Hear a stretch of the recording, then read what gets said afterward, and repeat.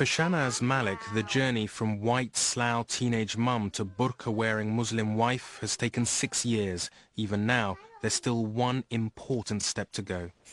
I haven't told my family yet that I'm wearing the full veil because I know it will upset them. They watch the media. They have a lot of preconceived ideas about Muslims, and so I have to tread carefully and explain that it's still me under here. Alicia, what are they doing? Reading Namaz. Reading Namaz. What's the old man doing? It shouldn't matter what I wear on the outside. You know, it shouldn't have an impact on how I am with them. Shanaz converted the day she married her Asian boyfriend Nasir, a childhood sweetheart she'd met at school. At that stage, he was Muslim in little more than name. But as with a lot of new Muslims, Shanaz's conversion made him reevaluate his own faith, or lack of it. How's it going now? My partner wasn't religious at all. He thought that he'd been brought up as a Muslim, and now he's realising that he was brought up as a Pakistani.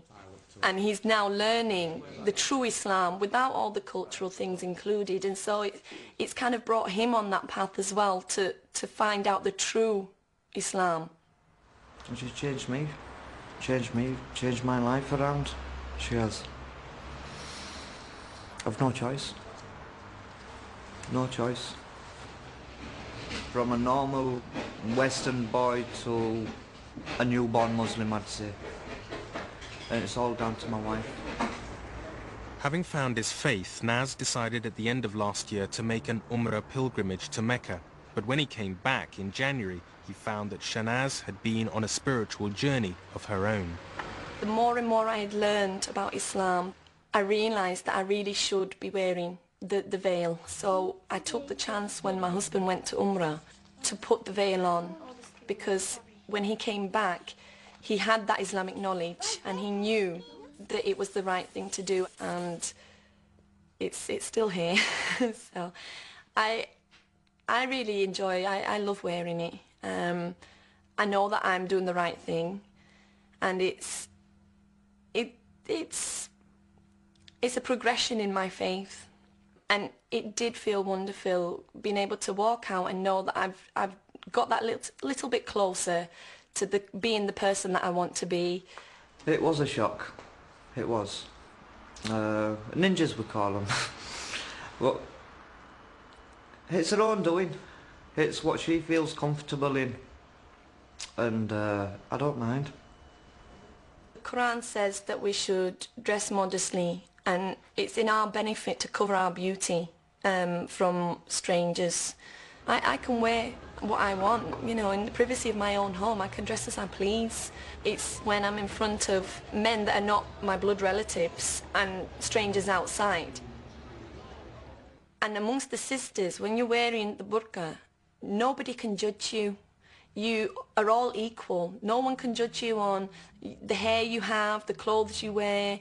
Nobody is superior to another person, no matter how much money or anything that they have. You are a Muslim sister, and that is all that matters. The wonderful thing about Islam is the equality. So it's not purely for the ladies or the rules. Men are a lot more attracted to ladies on appearance than ladies are to men. And so my husband, he covers what he has to cover. He covers his body.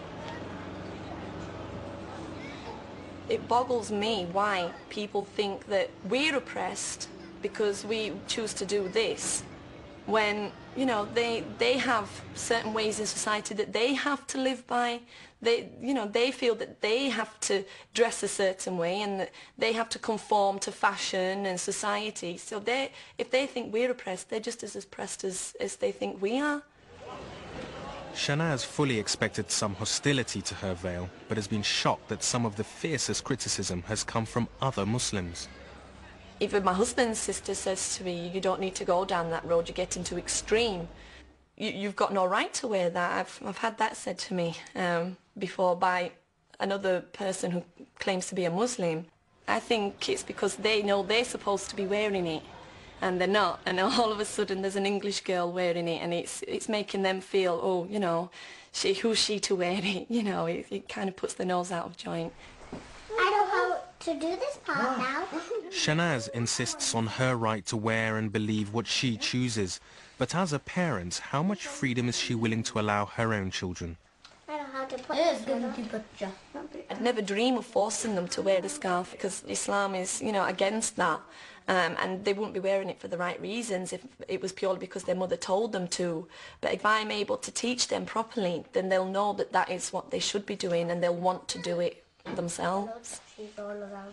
You like wearing your scarf, Alicia? Yeah. Why? Because I look like a Muslim girl. You look like a Muslim girl. Yeah. Is that good? Yeah. And sometimes I play with your action man because I want to be a boy. It's a misconception. Islam is about that freedom. You're not forced to do anything.